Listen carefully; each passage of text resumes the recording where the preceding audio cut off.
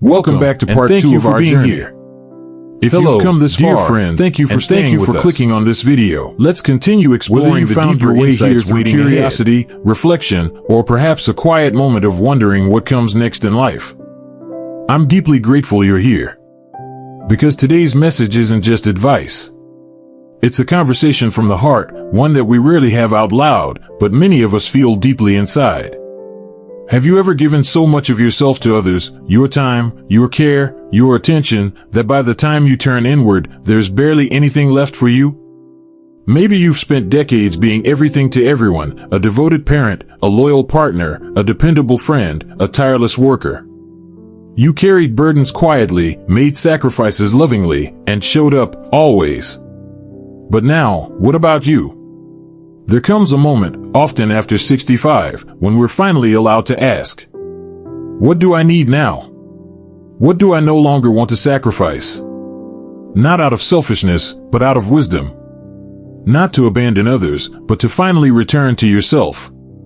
In this video, inspired by the profound simplicity of Buddhist philosophy, we'll explore 6 sacred things you should never sacrifice for anyone, not anymore.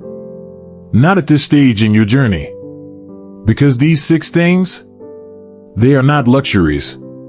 They are your foundation for peace, health, joy, and freedom in your later years. So take a deep breath. Let go of guilt. And open your heart to this truth. You've spent a lifetime giving to others. It's time to start honoring yourself. Let's begin. Part 1. Never sacrifice your health. Your body is not a burden, it is a blessing. As we grow older, something subtle begins to shift, not just in our bodies, but in how we feel about them. A creaky joint here, a little fatigue there. Maybe a slower pace on the morning walk or a bit more effort climbing the stairs. We often brush it off. We say, I'm just getting older. But here's a deeper truth. Your health is not something to be ignored, postponed, or sacrificed, especially not after 65. It's not indulgent to prioritize your well-being. It's wise. It's necessary. It's sacred. A Buddhist perspective on the body. In Buddhism, the body is seen not as something to be worshipped or shamed, but as a vessel.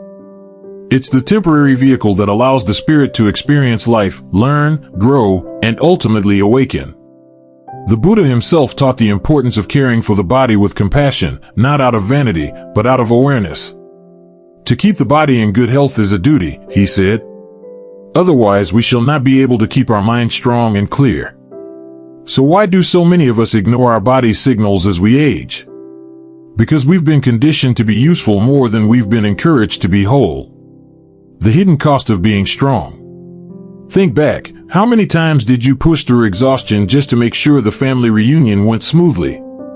How often did you ignore that back pain so you could babysit the grandkids or help a neighbor in need? How many times did you say, it's fine, I'll rest later? But here's the hard truth, later doesn't always come. Take the story of Emily, shared in the original video, a woman in her 70s who had been the cornerstone of her family for decades.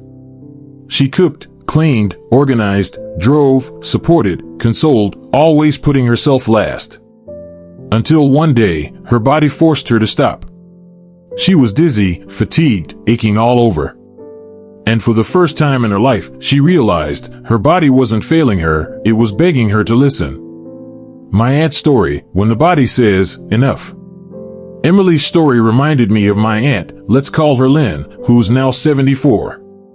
She was the heart of our extended family, the one who remembered everyone's birthdays, organized all the holiday meals, and kept in touch with relatives across the country. But one day, after lifting a heavy box of decorations, she fell. It wasn't dramatic, no ambulance, no broken bones. But she sat on the floor and cried, not from pain, but from the weight of a realization she had ignored herself for far too long. She later told me, I kept showing up for everyone else, but no one, including me, was showing up for me. That was her turning point. Reclaiming the right to rest. When Lynn began doing small acts of self-care, stretching in the mornings, seeing a physical therapist, saying no to back-to-back obligations, something magical happened. She had more energy. more presence, more joy. When she helped others, it came from overflow, not depletion. Just like Emily in the video, she embraced the Buddhist idea of right effort. Not overexerting to prove her strength, but working in harmony with her body's truth. The guilt trap and how to escape it. Many people over 65 struggle with one emotion above all, guilt. Guilt for slowing down. Guilt for saying no. Guilt for needing rest. But here's something I want you to hear clearly. Taking care of yourself is not selfish. It is wise. It is loving. It is responsible. You are not abandoning others when you care for yourself. You are ensuring that when you do show up, you're showing up whole, present, energized, and full of life. Simple practices to protect your health. Morning mindfulness. Start the day with 3 minutes of conscious breathing. Just sit, feel your body, and ask, how do I feel today? Gentle movement. Walk slowly, stretch, or practice Tai Chi or yoga, whatever helps you connect to your body without strain. Say no when needed. If helping someone else means skipping your doctor's appointment or missing your nap, it's okay to say, I can't right now. Honor your meals and rest. Eat slowly. Sleep deeply. Hydrate often. These aren't chores, they're blessings. You've been strong your whole life. Now, be wise. Let your strength be softer. Let your care include yourself. Because your body has carried you through every chapter of life, it deserves your gratitude, not your guilt. Never sacrifice your health, because everything you love and everything you want to give begins with the energy you protect. Part 2. Never sacrifice your boundaries. Saying no is a sacred act of self-respect. Let's be honest, saying no doesn't come easily, especially when you've spent most of your life being someone others depend on. For many of us, especially after 65, the instinct to help remains strong. But here's a question we rarely ask ourselves. At what cost? The unseen drain. You pick up the phone, and it's another favor. Another errand. Another emotional emergency. You agree because it feels like the right thing to do, until you realize you've once again put your own needs at the bottom of the list. And over time, something starts to happen. You don't feel as generous anymore. Helping others, which once filled you with joy, begins to feel like a chore. And in your heart, a quiet resentment starts to whisper, when is it my turn? Buddhist insight, boundaries as compassion. In Buddhist practice, right intention and right action are essential. This means doing things not just out of habit or pressure, but from a place of clarity and purpose. Setting boundaries is not an act of rejection. It's an act of truth. It's a declaration that says, I am human. I have limits. And that's okay. Bob's story, the man who always said yes. Bob's story in the original video was all too familiar. At 72, he was everyone's go-to guy. Need someone to drive you to the airport? Bob. Fix the leaking pipe? Bob. Babysit on short notice? Still Bob. But one day, after an especially long day running errands for everyone but himself, he sat down with a cup of tea, and it hit him. I don't even enjoy my life anymore. He wasn't living. He was managing everyone else's. That moment was a turning point. Bob started small. He said no to a few requests that drained him. He reclaimed his mornings for long walks, unplugged his phone during lunch, and let others figure things out. And what happened? His family respected him more, not less. Because when he did show up, he was fully present, not secretly wishing he was somewhere else. My father's lesson, from martyr to mindful. My own father taught me this lesson the hard way. After retirement, he found himself busier than ever, not because he had more to do, but because he couldn't say no. He once said to me, "If I don't help them, who will?" But I asked him, "If you burn out, who helps you?" That stopped him cold. Weeks later, he started setting soft boundaries. No phone calls before breakfast. No last-minute requests unless urgent. And guess what? He had more energy, better moods, and started painting again, a hobby he had abandoned 30 years ago. Guilt versus grace. Many of us mistake boundaries for selfishness. But in truth, boundaries are a bridge, not a wall. They allow us to serve others from overflow, not emptiness. Boundaries don't mean you stop caring. They mean you care deeply enough to offer your best, and only when you can. Signs you need better boundaries. You feel drained after social interactions. You agree to things and then regret it almost immediately. You feel like people expect you to always say yes. You've started avoiding certain calls or visits out of dread.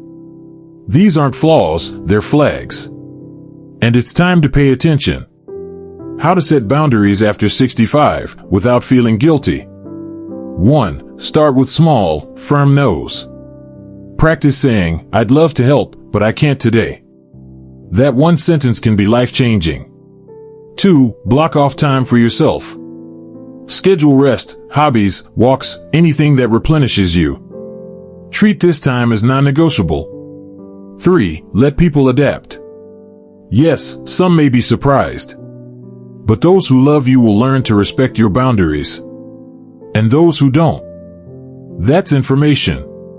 4. Use I statements. Say, "I need time to rest," instead of "you're asking too much." It keeps the tone respectful and clear. 5. Remember, it's not your job to fix everything. Especially as you age, your role isn't to carry everyone, it's to walk beside them at your own pace. Boundaries are an act of courage. They are a way of saying, "I matter too." When you say no to what drains you, you say yes to what fills you. And what fills you, peace, energy, joy, is exactly what the people around you need most. So protect your boundaries. Guard your energy. Because your time is precious, and so are you. Part 3. Never sacrifice your inner peace. You don't owe anyone your storm. There's a certain kind of silence that only comes with age. It's not the silence of emptiness, but the sacred quiet that arrives when you've lived long enough to realize not everything needs your reaction. In your younger years, you might have been the fixer, the one who stepped into family conflicts, soothed arguments, carried burdens that weren't yours. But after 65, there is a gift waiting to be opened, the gift of walking away from what no longer belongs to you. A Buddhist perspective on inner peace. In Buddhism, peace is not something you find in the world, it's something you cultivate within. It's not about escaping the chaos around you. It's about refusing to let that chaos steal your center. The Buddha taught the power of non-attachment, not in a cold, distant way, but in a way that lets you love others without losing yourself. Rose's story, the emotional sponge. In the original video, we meet Rose, a 77-year-old woman who had spent decades as the family peacekeeper. Arguments between her children? She stepped in. Drama at family gatherings? She smoothed it over. Emotional breakdowns from friends? She carried them all. But eventually, Rose realized something heartbreaking. I have no peace of my own because I've absorbed everyone else's pain. It took courage, but she began saying words that changed everything. I love you both, but I can't be the middle anymore. I need peace. And when she did, she didn't lose her family. She gained herself. My story, learning to let go of other people's chaos. Several years ago, I found myself constantly caught between relatives who couldn't get along. I thought if I stayed neutral, listened more, empathized more, it would help. But all it did was drain me. One night, after hours of emotional phone calls, I sat in meditation and heard a voice inside say, "You are not a battlefield. You are a temple. Stop letting others wage war inside you." From that day on, I changed how I showed up. I still loved. I still listened. But I stopped absorbing what wasn't mine to carry. What inner peace actually looks like.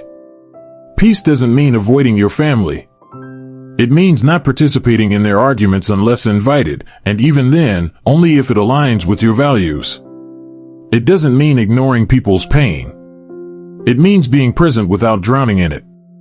It doesn't mean saying, "I don't care." It means whispering, I care, but I care for myself, too. Signs your peace is being disturbed. You dread phone calls or visits from certain people. You replay conversations in your head long after they end. You feel responsible for other people's emotions. You feel anxious, heavy, or tense after being around others. These signs are not weakness, they are wisdom knocking at your door.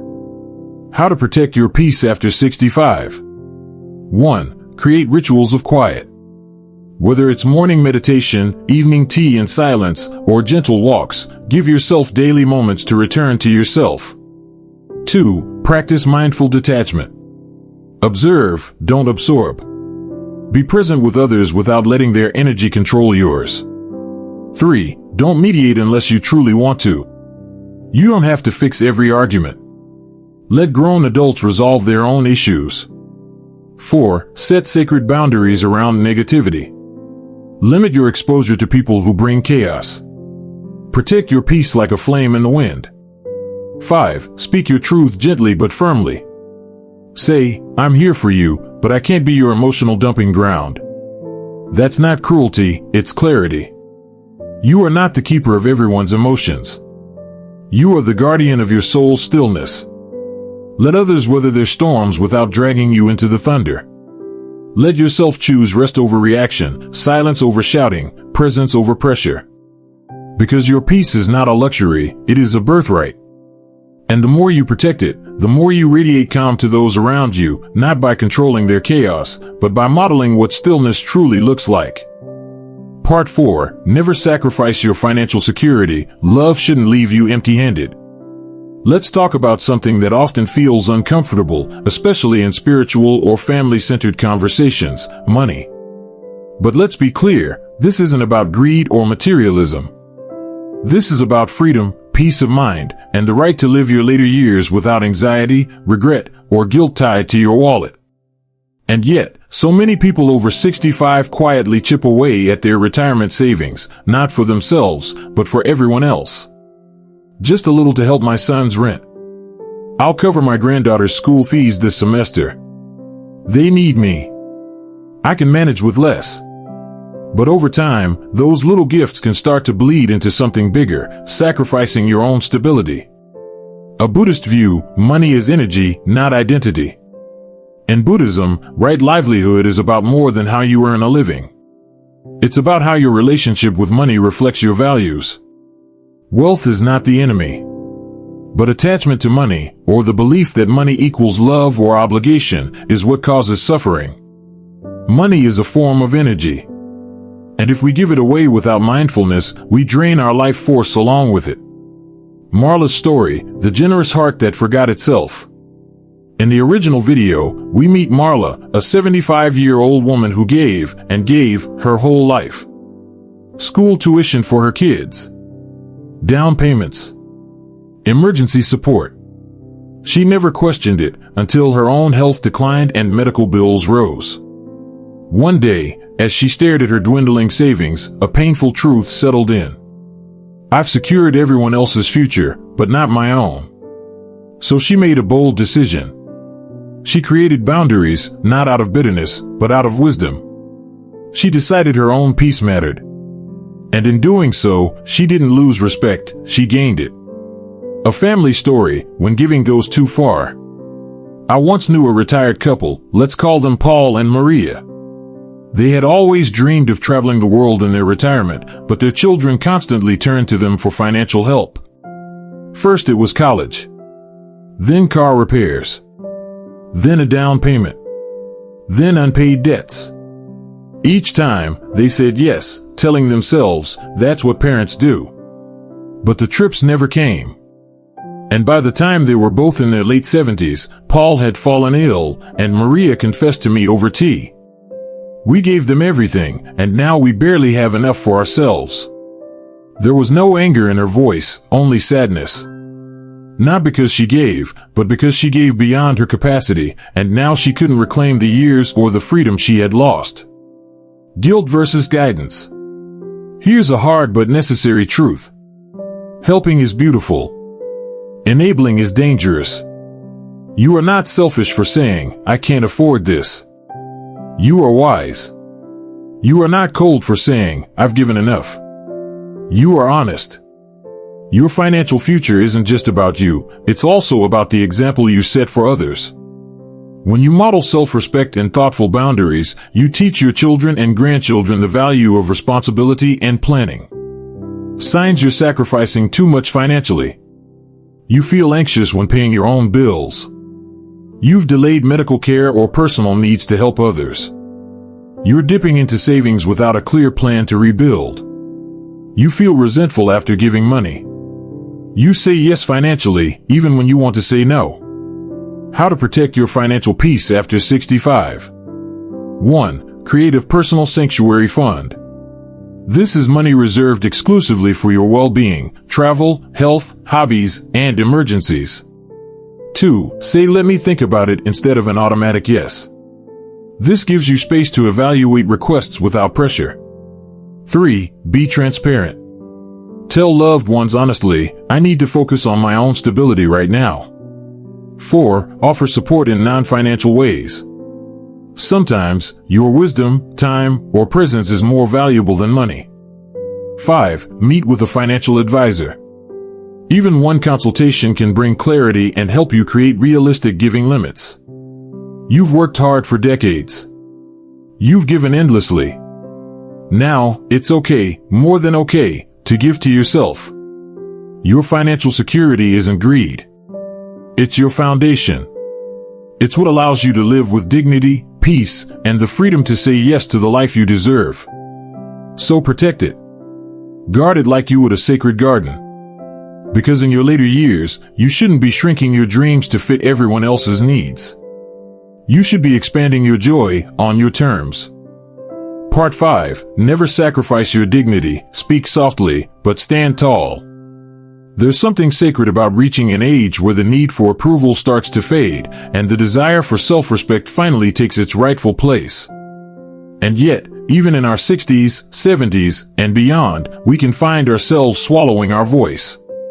Laughing off disrespectful comments. Accepting being dismissed. Allowing others to speak over us, decide for us, or make assumptions about us simply because of a number on a birth certificate. But here's the truth. Your dignity is not up for debate. The Buddhist view, inner strength is quiet and unshakable. Buddhism teaches the concept of right conduct, to live with honor, authenticity, and integrity. Not to dominate others, but to be in harmony with yourself. To walk the world with a quiet kind of power, the kind that doesn't scream to be seen, but is impossible to ignore. That power is your dignity. Alan's story, reclaiming the right to be heard. In the original video, we meet Alan, 82, a quiet man who had endured years of subtle disrespect. Neighbors questioned his independence. People mocked his choice to still drive or maintain his own yard. He kept silent, not because he agreed, but because he didn't want to stir conflict. But that silence came at a cost. Until one day, Alan calmly said to his neighbor, "I take pride in caring for myself. I'd appreciate it if you didn't comment on my choices." No shouting. No bitterness. Just truth, spoken clearly. That moment didn't just reclaim his self-respect. It taught others how to treat him with honor. My friend's father, dignity over acceptance. I remember visiting a friend whose father, Mr. Tran, was a former teacher in his 80s. At family dinners, younger relatives would speak over him, tease him for being old-fashioned, or correct his stories with Google facts. He always smiled. But one night, he quietly left the table mid-conversation and went to sit outside. When I followed, he looked at me and said, "I'm not upset. I'm just not going to compete for space I've already earned." That sentence stayed with me. Dignity doesn't demand attention. It walks away with grace when it's not given. Dignity isn't loud, but it's unshakable. Many people think standing up for yourself means confrontation. But often, dignity is the decision to stay true to yourself, even in silence. It's not about proving others wrong. It's about no longer letting their voices override your truth. It's telling the world, without apology, I know who I am, and I choose to be treated accordingly. Signs you're letting your dignity be diminished. You constantly downplay your feelings to keep the peace. You allow others to make decisions for you without being consulted. You laugh off hurtful comments to avoid discomfort. You say yes to avoid being seen as difficult, even when it feels wrong. These moments may seem small, but they slowly chip away at the core of who you are. How to reclaim your dignity gently but powerfully. 1. Speak from truth, not from anger. You don't have to yell to be heard. Calm confidence is often more powerful than volume. 2. Don't explain your boundaries. You don't owe anyone a detailed justification for your choices. This is what I've decided is enough. 3. Walk away from spaces that shrink you. If people dismiss your voice, withdraw your presence, not as a punishment, but as protection. 4. Celebrate your wisdom, not your silence. Share your stories, your values, your truth. The world needs them, even if not everyone listens. 5. Remember, respect starts within. When you carry yourself with dignity, the right people will recognize it. And those who don't, their opinion is irrelevant. You've lived, loved, lost, struggled, built, and rebuilt. Your soul is engraved with experience. You owe no one the performance of humility that makes others comfortable. You owe yourself the full expression of who you've become. So speak. Stand. Take up space. Because you are not here to fade quietly. You are here to live fully, with dignity that does not waver, even when others do. Part 6. Never sacrifice your freedom to live authentically. You've earned the right to be who you are. There's a powerful shift that happens, sometimes quietly, sometimes all at once, after the age of 65. It's the realization that the time you have left is not for performance. Not for pretending. Not for pleasing. It is for truth. For joy. For you.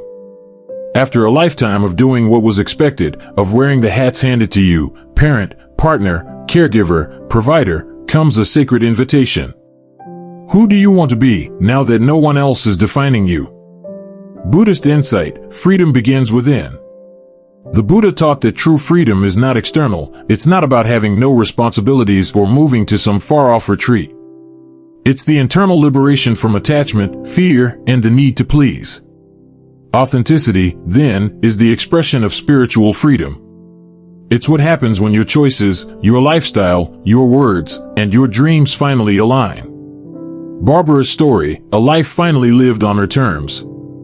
Barbara, as shared in the original video, lived most of her 79 years in the bustling city, close to her children, close to convenience, and closer still to the expectations of everyone around her. She was the reliable mother, the doting grandmother, the responsible friend. But for decades, she dreamed of something quieter. A little beach town. Long walks by the sea. A life that was hers. She kept postponing that dream. It felt too late. Too selfish. Too disruptive. Until one day, something in her shifted. If not now, then when? She moved. And in that quiet coastal town, Barbara didn't just find peace. She found herself. A true story, the retired man who took up the guitar. I once knew a man named Thomas who retired from a 40-year accounting career. He'd spent his entire adult life providing, being practical, and keeping things steady. But deep down, he'd always wanted to play music.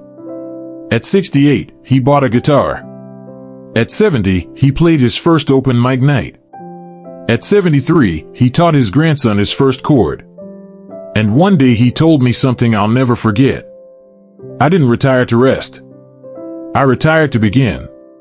What does living authentically mean? It doesn't mean rejecting your past or abandoning your family. It means releasing roles that no longer serve you. It means making choices from your heart, not from habit. It means being honest with yourself and others about what brings you alive. And yes, it means that some people might not understand. But your life is not theirs to interpret. Signs you're not living authentically yet. You feel restless even when everything's fine. You often say maybe later to the things you secretly long for. You make choices based on how others will perceive them. You daydream about a different kind of life, but talk yourself out of it. You suppress parts of yourself out of fear it's too late. How to reclaim your authentic life after 65. 1. Ask yourself, what have I always wanted, but never allowed? It could be painting, traveling, downsizing, moving, studying, or simply resting more. 2. Do one brave thing. It doesn't have to be dramatic. Say no to something out of obligation. Say yes to something for pure joy. 3. Create sacred space for your truth. Journal. Meditate. Take walks alone. Let your real self rise to the surface. 4. Let go of the need for approval. You don't need permission to change, to dream, or to do things differently. 5. Write a new chapter. You've spent so many years writing chapters for others. Now it's your turn. What would the final chapters of your story say if they were entirely yours? You are not too old. It is not too late. And this life, the one you dream of quietly, it's still available to you. The only permission you need is your own. You've honored duty. You've lived in love. Now, let yourself live in truth. Not for anyone else. Not for legacy. But because your soul came here to live fully, and it still can. Conclusion, you've spent a lifetime giving to others, now, honor yourself. Dear friend, if you've made it this far, pause for a moment. Place your hand over your heart. Feel it beat, not for others, not out of obligation, but for you. This life, this breath, this moment, it is yours. You've spent decades giving to your children, your spouse, your community. You've poured energy into nurturing, fixing, supporting, sacrificing. And yes, much of it came from love. But sometimes, it came from fear too, the fear of disappointing, the fear of being seen as selfish, the fear of stepping away. But now, it's time for something else. It's time for returning home, to yourself. The 6 sacred things you must never sacrifice after 65. 1. Your health, because you deserve a body that is cared for, not pushed to its limits. 2. Your boundaries, because love without limits becomes depletion. 3. Your inner peace, because you are not here to carry everyone's storms. 4. Your financial security, because generosity must include your future self. 5. Your dignity, because your worth is not negotiable. 6. Your freedom to be authentically you, because you've earned the right to live your life. These 6 are not just pieces of advice. They are lifelines. They are your roots and your wings. A Buddhist whisper of truth. Buddhism doesn't ask us to abandon others.